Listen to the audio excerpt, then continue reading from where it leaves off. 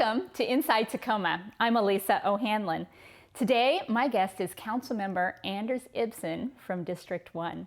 Hello. Hi, Anders. And I'm really glad to have you here because this is your last 2 weeks. Bon voyage. Bon voyage! Yes. How do you feel about that? Oh man, it's complicated like any big period of time. It's been 8 years, if you can believe that. I was 25 when I first took this on. Wow. And it's been really formative. Wow. It's been educational, and it's a job. I mean, there's ups and downs, there's obligations, there's fun, there's disappointment, there's everything in between. But if you just focus on the basics, which is making people's lives measurably better, alleviating suffering, and doing it on a big scale, then you can weather anything. Yeah. So you were 25 when you joined the council. Yeah. That's, I think about what I was like when I was 25. What was it? Was it what you imagined? What inspired you to run for a seat at 25 years old? Yeah, well, that wasn't the first office I had held. Okay. So it's kind of interesting. I just had a really education-focused family that was really focused on service, that was really focused on just a greater awareness of where other people were coming from. I mean, my dad was in education. He was a professor at UPS, and so was my mother. Oh. And Dad had done construction before that, and he had kind of lived through different walks of life. And just hearing the different experiences, the people that they both mentored and stayed in touch with over the years from so many different walks of life, and seeing their triumphs as well as their suffering was really just instructive, informative, and many other experiences like that.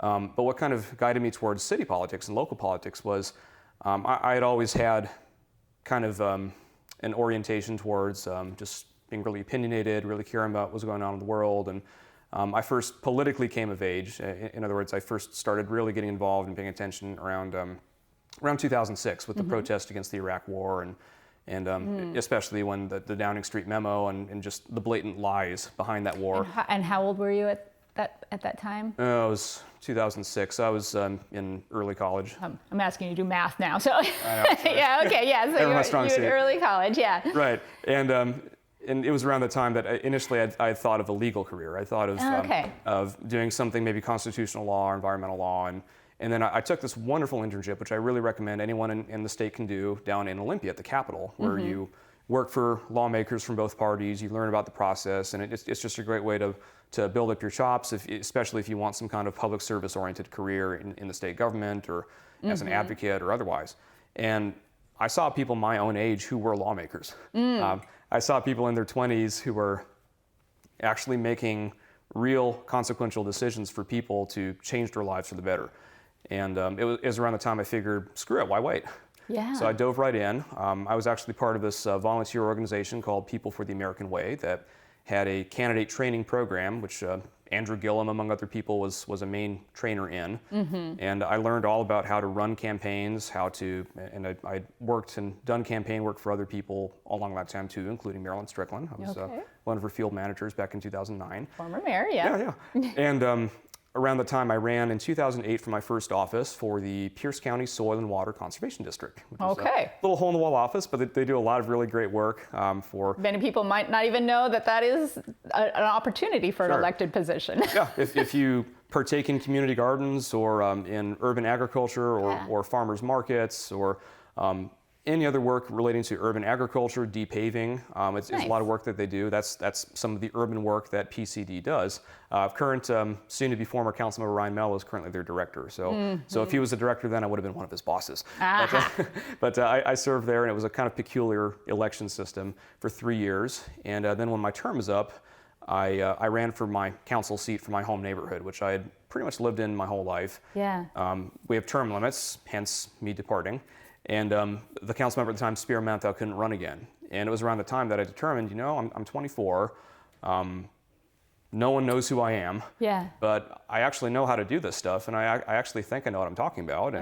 And I know most of these people, so why not? So I came up with a plan, and I just applied it. Right on. And you won. And I won twice. And then what was it like stepping into that position? What kinds of things were you hoping to do? And then how did that compare to what you found you were doing in that first or second year being on the council. First and second terms are always just night and day. Yeah. And any politician will tell you that, right? The first term is all about, in theory, it's all about establishing relationships, sucking up, kind of carrying water, basically. And then when you develop some experience and relationships, then you can really do the cool stuff in the second term. That's the cliche. I think it's a little bit different when you're under 30, right? Because on top of that, there's a real dismissiveness. There's a real sense of, that's cute, and you just have to work twice as hard. You have to know twice as much, but you have to do it in a way that's not threatening either to people with egos. So it's a really delicate balancing act. And I'm proud of some of the stuff I did in my first term. My first year. What do you remember from your first term? Well, the two biggest things from my first term were within the first budget cycle. So I came in with a $65 million shortfall. Yeah. And they had just fired the city manager the year before, or the same year actually, my election year. And it was really contentious, and they were talking literally about laying off cops and firefighters and just the most draconian service cuts imaginable during that time. And austerity is dumb in general, but I think it's especially dumb locally. It's just bad for everyone.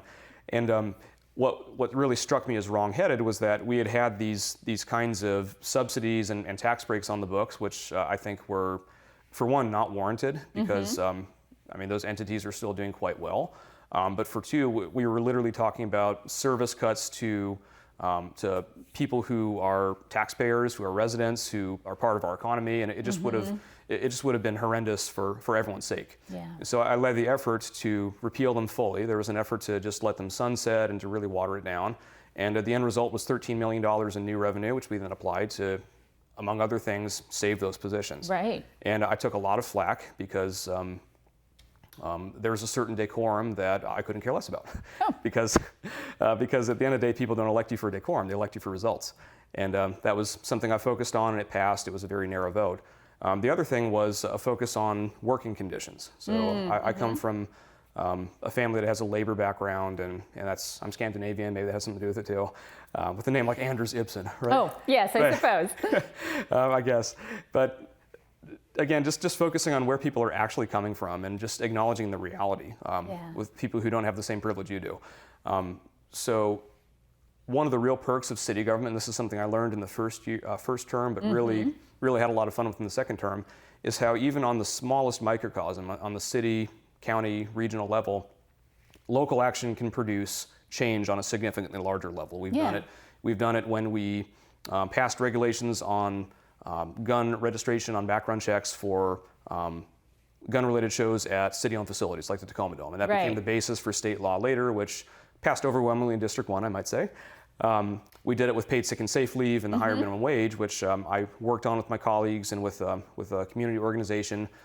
We passed very aggressive, I think really progressive local rules that basically became the foundation for a statewide initiative that increased the minimum wage to I think the highest in the nation, which is indexed, so it doesn't have to be a political battle every 2 years over inflation. That has really great protections for working people for if they get sick, if a loved one gets sick, or if there's domestic violence or things that you have to take care of. That's covered, and you no longer have to make those agonizing choices. And that started locally on a really humble level, and then it became the basis for something so much bigger that it now improves millions of people's lives, and it sets the bar higher, and that's something I'm really proud of. And you should be. Did you see that coming when you were working on these things locally, the gun show and the paid sick leave? Did you see the potential for those to go statewide? How did that happen? Yes and no. So I never knew it would happen that fast. You're right. That's a really gratifying thing. Same with the electric vehicles.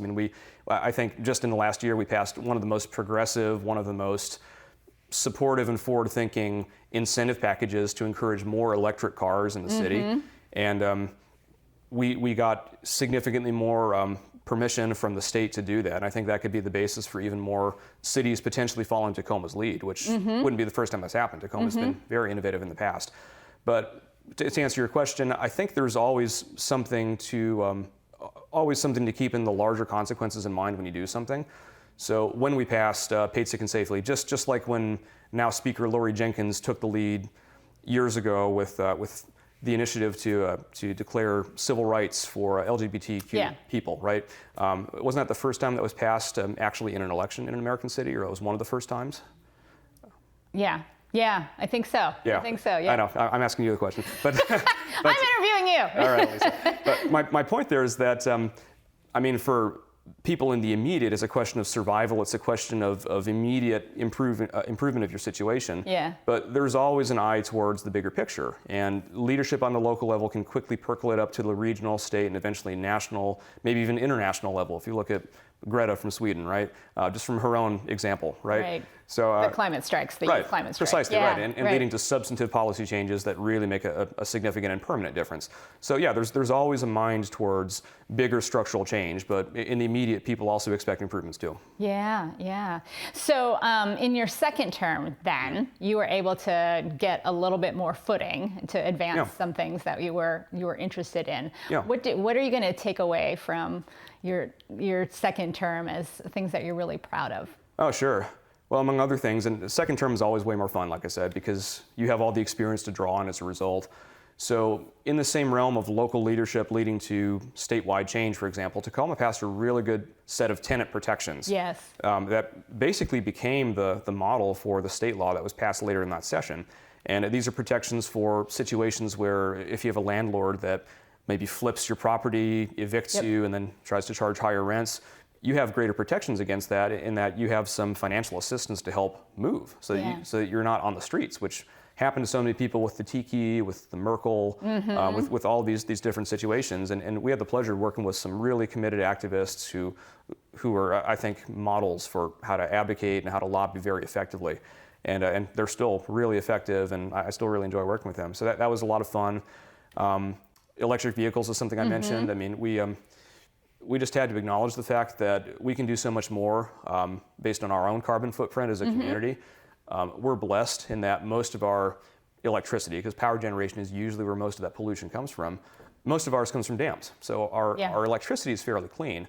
But looking at I-5 any day of the week for the most part, unless it's 2 a.m, there's some serious gridlock, and that's really the biggest source of the greenhouse gases.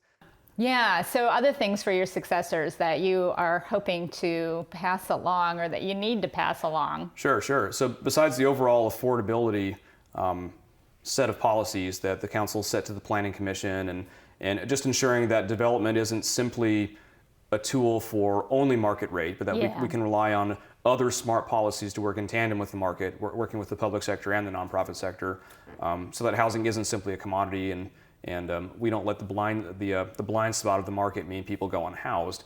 There are many other things too that I'm really interested in. So we didn't set click to bed, but we did come up with a resolution to upgrade our publicly owned fiber network throughout the city, working with Rainier Connect. We just voted on that a while ago.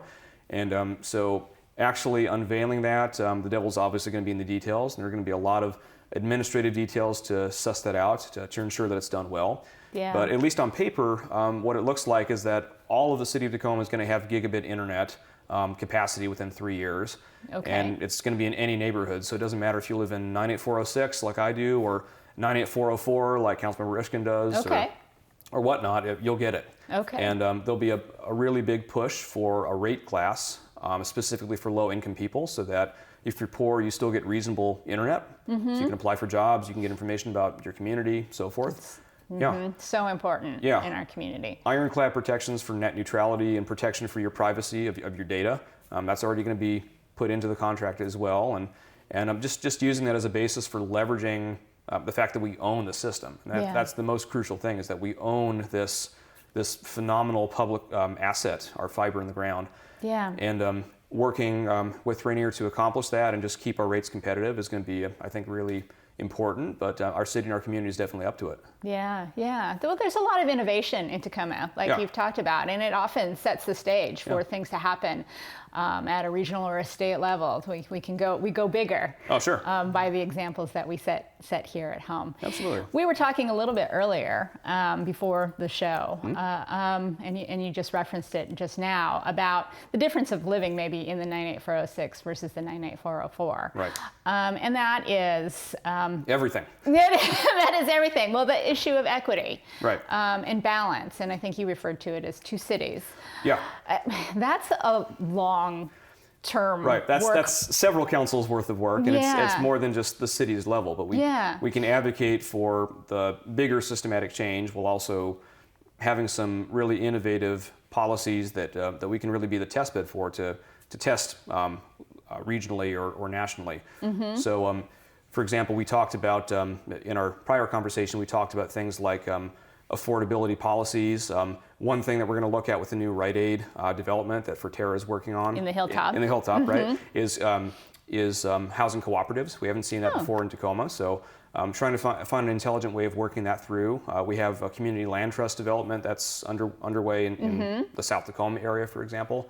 But I mean, tell me a little bit more about that. What is the land trust? So community land trust is basically you own the improvements, so you own your house or your condo, basically. Okay. But the land is owned by a nonprofit corporation. And effectively what that does is it gives you equity, but it controls the rate of appreciation so that speculation is less likely to occur. Gotcha. So that your gains don't necessarily come at the expense of the other person who wants to get a house. Okay. And so it's the long work of decommodifying housing for people, right? And that's one of the biggest challenges.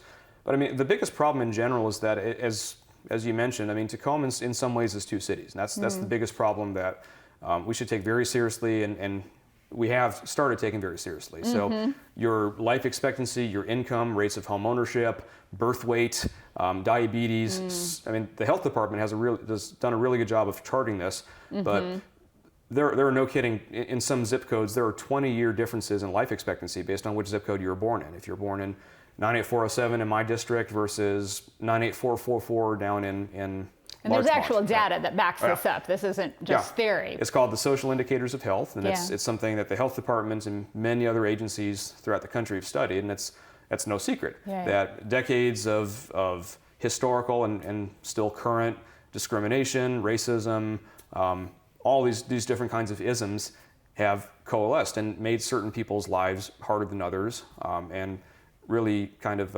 crystallized around this hierarchy. And as a council, you all have taken on the issue of equity, and actually through the city's website, we have an equity index that maps out just what you're talking about, and you can see the different indicators of health, life expectancy, and health, and opportunity, and you can see a map of Tacoma that really shows where those things are compromised. Absolutely, and we haven't just talked about it and mapped it too. I mean, we've taken substantive policy steps, very recently.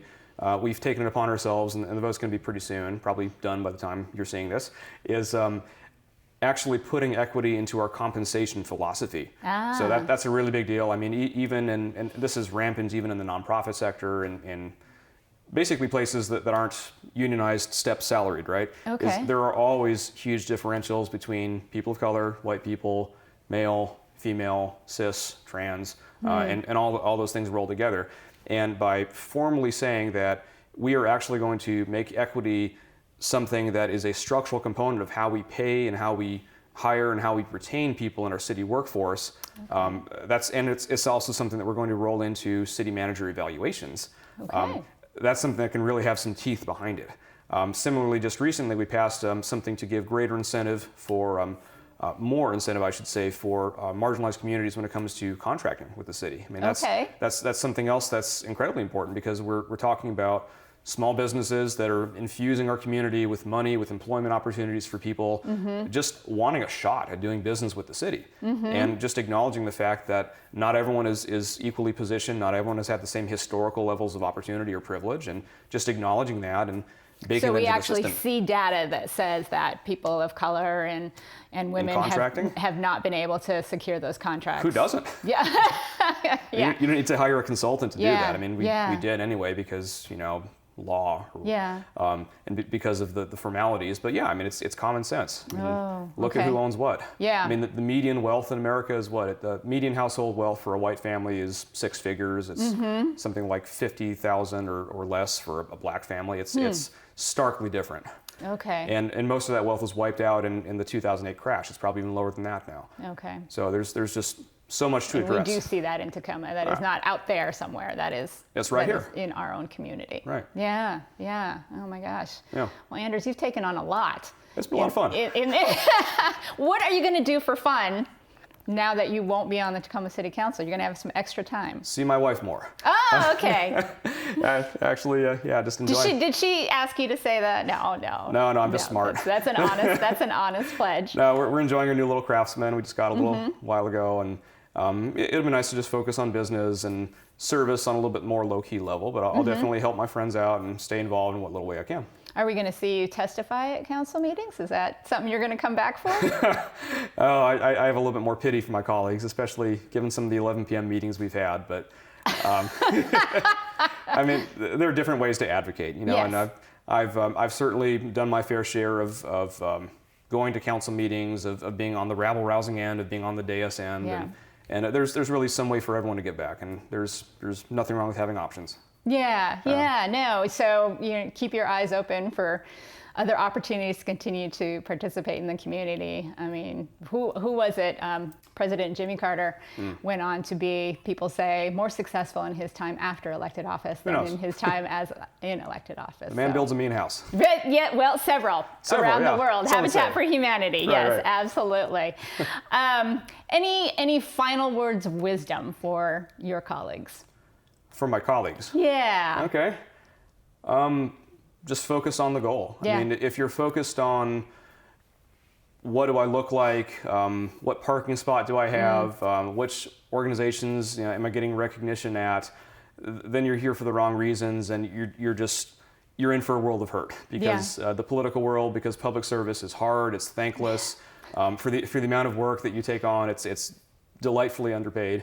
But if you're focused on the correct goal, if you're focused on not the what am I, but the goal of who is this for, you know, and if you're really just focused on the result of allowing for greater equity between neighborhoods, curbing greenhouse emissions, ensuring more people don't live on the streets, for example, improving life expectancy, health outcomes, educational opportunity. I mean, if you just focus on betterment, then that'll give you the strength to endure anything. Well, Anders, I know day in and day out it can feel like a thankless job, but I want to thank you on behalf of all the citizens and residents of Tacoma. Thank you for your 8 years of service.